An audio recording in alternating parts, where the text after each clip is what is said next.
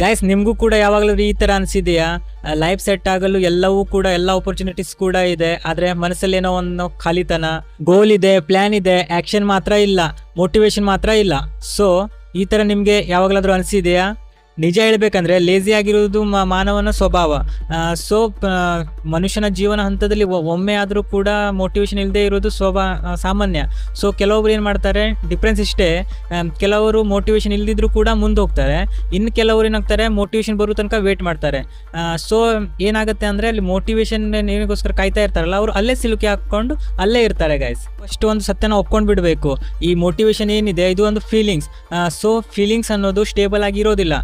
So ನಮಗೆ ಖುಷಿಯಾಗಿದ್ದಾಗ ಮಾತ್ರ ಆ ಫೀಲಿಂಗ್ಸ್ ಇರುತ್ತೆ, ಮೋಟಿವೇಶನ್ ಇರುತ್ತೆ, ಅಥವಾ ಯಾರಾದರೂ ನಮಗೆ ಇನ್ಸ್ಪೈರ್ ಮಾಡಿದಾಗ ಮಾತ್ರ ಮೋಟಿವೇಶನ್ ಬರುತ್ತೆ, ಆರ್ ಒಂದು ಪವರ್ಫುಲ್ ಮೋಟಿವೇಶನ್ ವಿಡಿಯೋ ನೋಡಿದಾಗ ಮಾತ್ರ ಮೋಟಿವೇಶನ್ ಇರುತ್ತೆ.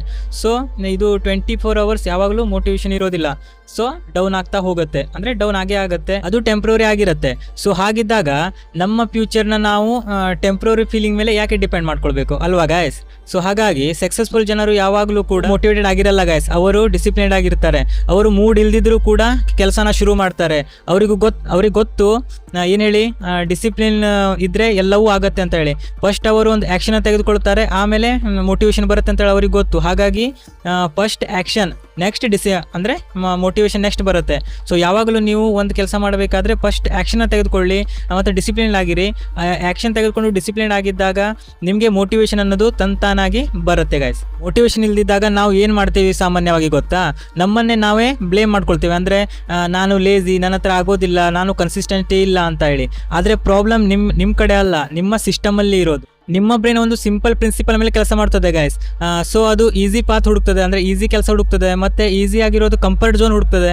ಸೊ ಹಾಗಿದ್ದಾಗ ನೀವು ಒಂದು ದೊಡ್ಡ ಗೋಲನ್ನು ಸೆಟ್ ಮಾಡ್ಕೊಂಡಾಗ ಸೊ ಅದು ತನ್ನಂತಾನೇ ಏನು ಅನ್ಕೊಳ್ತದೆ, ಇದು ಡೇಂಜರಸ್ ಆಗಿದೆ ಇದು ಅಂತ ಹೇಳಿ ಅನ್ಕೊಳ್ತದೆ. ಸೊ ಗೈಸ್ ಬ್ರೈನ್ಗೆ ಯಾಕೆ ಡೇಂಜರಸ್ ಅನಿಸುತ್ತೆ ಅಂದರೆ ಅದಕ್ಕೆ ಟೈಮ್ ಬೇಕಾಗತ್ತೆ, ಸೊ ಮತ್ತು ರಿಸ್ಕ್ ತೊಗೊಳ್ಬೇಕಾಗತ್ತೆ, ಮತ್ತು ಎಫರ್ಟ್ಸ್ ಕೂಡ ಅನ್ನೋದು ಬೇಕಾಗತ್ತೆ. ಹಾಗಾಗಿ ಆ ಬ್ರೈನ್ ಅನ್ನೋದು ಏನು ಮಾಡುತ್ತೆ, ನಿಮ್ಮನ್ನು ಕಂಫರ್ಟ್ ಝೋನಿಗೆ ರೆಸ್ಟ್ ಮಾಡಲಿಕ್ಕೆ ಬಿಡುತ್ತೆ, ಆ ಮೂಡಲ್ಲಿ ಆ ಝೋನಲ್ಲಿ ತೊಗೊಂಡೋಗುತ್ತೆ.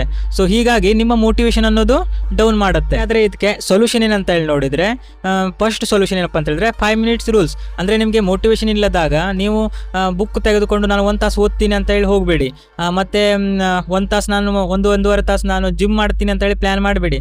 ಸೊ ನಿಮ್ಮ ಮೈಂಡ್ ಏನು ಮಾಡುತ್ತದೆ, ಇಮಿಡಿಯೇಟ್ಲಿ ಏನು ಮಾಡುತ್ತೆ, ರಿಜೆಕ್ಟ್ ಮಾಡುತ್ತೆ. ಸೊ ಗೈಸ್ ಅದ್ರ ಬದಲಿಗೆ ನೀವು ತಕ್ಷಣ ಹೇಳಿ 5 minutes ಮಾತು ಅಷ್ಟೇ ನಾನು ಓದ್ತೀನಿ ಅಂತ ಹೇಳಿ. ಸೊ ಆವಾಗ ನೆಕ್ಸ್ಟ್ ಏನು ಮಾಡಿ, 5 minutes ಓದಿ, 5 minutes ವರ್ಕೌಟ್ ಮಾಡಿ, ಇನ್ನೂ 5 minutes ಬಿಸ್ನೆಸ್ ಏನಾದರೂ ಪ್ಲಾನಿಂಗ್ ಅದ್ರ ವರ್ಕ್ ಮಾಡಿ, ಅಥವಾ ಕಂಟೆಂಟ್ ಕ್ರಿಯೇಷನ್ ಬಗ್ಗೆ ಏನಾದರೂ ವರ್ಕ್ ಮಾಡಿ. ಸೊ ಹೀಗೆ ಶುರು ಮಾಡಿ. ಇದು ನಿಮಗೆ ಸ್ಮಾಲ್ ಆಗಿ ಕಾಣಬಹುದು, ಆದರೆ ಆ ಸ್ಮಾಲ್ ಆ್ಯಕ್ಷನ್ ಏನಿದೆ ಸೊ ಅದು ಬ್ರೈನ್ಗೆ ಒಂದು ಸಿಗ್ನಲ್ ಕೊಡುತ್ತೆ, ನಾನು ಸೀರಿಯಸ್ ಆಗಿದ್ದೀನಿ ಅಂತ ಹೇಳಿ. ಸೊ ನೀವು ಏನು 5 minutes ಅಂತ ಹೇಳಿ ಓದ್ಲಿಕ್ಕೆ ಶುರು ಮಾಡ್ತೀರಾ, ಸೊ ಅದು 30 minutes ಆಗುತ್ತೆ, 1 ತಾಸು ಆಗುತ್ತೆ. ಸೊ ಹೀಗೆ ಟೈಮ್ ಕೂಡ ಹೆಚ್ಚಾಗ್ತಾ ಹೋಗುತ್ತೆ, ಅಲ್ಲಿಂದ ಶುರು ಆಗುತ್ತೆ ನಿಮ್ಮ ಜರ್ನಿ ಗೈಸ್. ಮೋಟಿವೇಶನ್ ಇಲ್ದಿದ್ರೂ ಕೂಡ ಅಲ್ಲಿಂದನೇ ವರ್ಕ್ ಮಾಡ್ಬೋದು.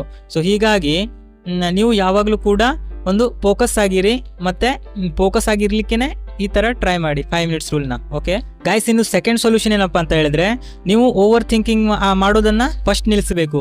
ಸೊ ಈ ಓವರ್ ಥಿಂಕಿಂಗ್ ನಾವು ಹೆಚ್ಚಾಗಿ ಮೋಟಿವೇಶನ್ ಇದ್ದಿದ್ದಾಗ ಟೈಮಲ್ಲಿ ಏನು ಮಾಡ್ತೇವೆ ಅಂದರೆ, ಪರ್ಫೆಕ್ಟ್ ಟೈಮ್ ಯಾವಾಗ ಬರುತ್ತೇನೋ, ಪರ್ಫೆಕ್ಟ್ ಮೂಡ್ ಯಾವಾಗ ಸೆಟ್ ಆಗುತ್ತೇನೋ ಅಂತ ಹೇಳಿ. ಸೊ ಗೈಸ್ ಪರ್ಫೆಕ್ಟ್ ಮೂಡು ಇರಲ್ಲ, ಪರ್ಫೆಕ್ಟ್ ಟೈಮು ಇರಲ್ಲ. ಸೊ ನೀವು ಹಾಗೆ ಅಂದ್ಕೊಳ್ತಾ ಹೋದರೆ ದಿನಗಳು ಕಳೀತವೆ, ವೀಕ್ಲಿ ಹೋಗ್ತದೆ, ಮಂತ್ಲಿ ಹೋಗ್ತದೆ, ನೋಡ್ತಾ ನೋಡ್ತಾ ವರ್ಷಗಳೇ ಕಳೆದೋಗ್ತವೆ ಗೈಸ್. ಸೊ ಹಾಗಾಗಿ ಪರ್ಫೆಕ್ಟ್ ಮೂಡ್ ಅಂತ ಯಾವುದೂ ಇಲ್ಲ, ಪರ್ಫೆಕ್ಟ್ ಟೈಮ್ ಅಂತ ಯಾವುದೂ ಇಲ್ಲ. ಈ ಥರ ನೀವು ಯೋಚನೆ ಮಾಡಲಿಕ್ಕೆ ಹೋಗಬೇಡಿ. ಒಂದು ನೆನಪಿಡಿ ಗೈಸ್, ಯಾವತ್ತು ಆ್ಯಕ್ಷನ್ ಕ್ಲಾರಿಟಿ ಕೊಡುತ್ತೆ, ನಿಮಗೆ ಓವರ್ ಥಿಂಕಿಂಗ್ ಅನ್ನೋದಿದ್ರೆ ಸೊ ನಿಮಗೆ ಅದು ಕನ್ಫ್ಯೂಷನ್ ಕೊಡುತ್ತೆ. ಸೊ ನೀವು ಕನ್ಫ್ಯೂಷನ್ನಲ್ಲಿ ಇದ್ದಾಗ ಯಾವಾಗಲಾದರೂ ಒಂದು ಟಾಸ್ಕನ್ನು ತೆಗೆದುಕೊಳ್ಳಿ, ಅದನ್ನು ಕಂಪ್ಲೀಟ್ ಮಾಡಿ. ಆವಾಗ ನಿಮಗೆ ಆಟೋಮೆಟಿಕ್ಲಿ ಏನಾಗುತ್ತೆ, ನಿಮ್ಮ ಕಾನ್ಫಿಡೆನ್ಸ್ ಅನ್ನು ಬಿಲ್ಡ್ ಆಗುತ್ತೆ. ನಿಮ್ಮ ಕಾನ್ಫಿಡೆನ್ಸ್ ಬಿಲ್ಡ್ ಆದರೆ ಮೋಟಿವೇಶನ್ ಅನ್ನೋದು ಆಟೋಮೆಟಿಕ್ಲಿ ಸ್ಲೋ ಆಗಲಿ ಬಂದೇ ಬರುತ್ತೆ ಗೈಸ್. ಸೊ ಹಾಗಾಗಿ ಓವರ್ ಥಿಂಕಿಂಗ್ ಅನ್ನು ಬಿಟ್ಬಿಡಿ. ಓಕೆ, ಇನ್ನೂ 3ನೇ ಪಾಯಿಂಟ್, ಎನ್ವಿರಾನ್ಮೆಂಟನ್ನು ಚೇಂಜ್ ಮಾಡಿ. ಸೊ ಗೈಸ್ ನೀವು ಯಾವ ಎನ್ವಿರಾನ್ಮೆಂಟಲ್ಲಿ ಇರ್ತೀರೋ ಸೊ ಹಾಗೆ ನಿಮ್ಮ ಎನರ್ಜಿ ಕೂಡ ಡಿಸೈಡ್ ಆಗುತ್ತೆ. ಸೊ ಹಾಗಾಗಿ ನೀವು ಇದ್ದ ಒಂದು ರೂಮಲ್ಲಿದ್ದರೆ ಸೊ ಆ ರೂಮನ್ನು ಕ್ಲೀನ್ ಆಗಿ ಇಟ್ಕೊಳ್ಳಿ.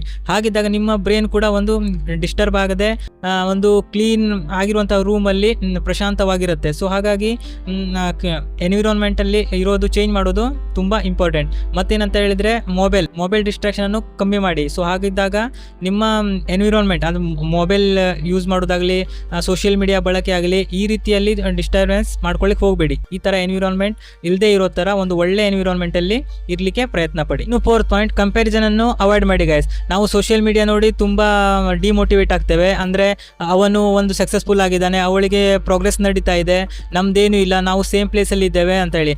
ಸೊ ಹೀಗಿರುವಾಗ ನಾವು ಕಂಪ್ಯಾರಿಸನನ್ನು ಬಿಟ್ಟು ಬಿಡಬೇಕು. ಅವ್ರು ಹೆಂಗಿದ್ದಾರೆ, ಈ ಥರ ಇದ್ದಾರೆ, ಅವ್ರು ಹಂಗೆ ಮಾಡಿದ್ರು ಅಂತ ಹೇಳಿ ನಾವು ಯಾವತ್ತೂ ಕೂಡ ಆ ಥರ ಯೋಚನೆ ಮಾಡ್ಲಿಕ್ಕೆ ಹೋಗಬಾರ್ದು.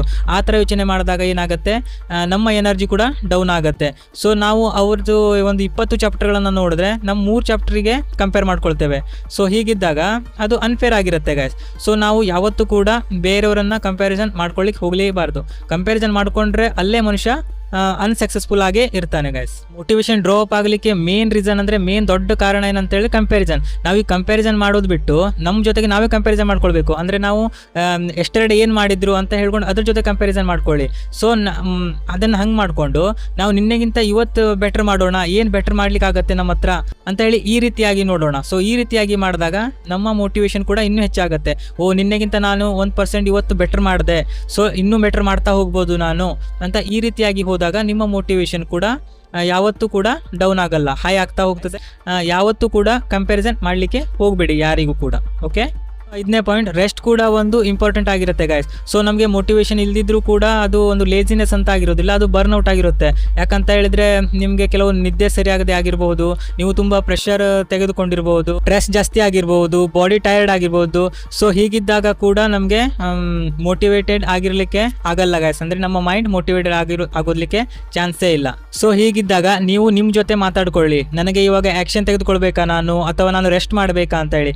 ಒಂದು ವೇಳೆ ನಿಮಗೆ ರೆಸ್ಟ್ ಮಾಡಬೇಕು ಅಂತ ತಿಳಿಸಿದ್ರೆ ಪ್ರಾಮಾಣಿಕವಾಗಿ ನಿಮ್ಮ ಜೊತೆ ನೀವು ಇರಿ, ಟೋಟಲ್ ಆಗಿ ರೆಸ್ಟ್ ಮಾಡ್ಕೊಳ್ಳಿ.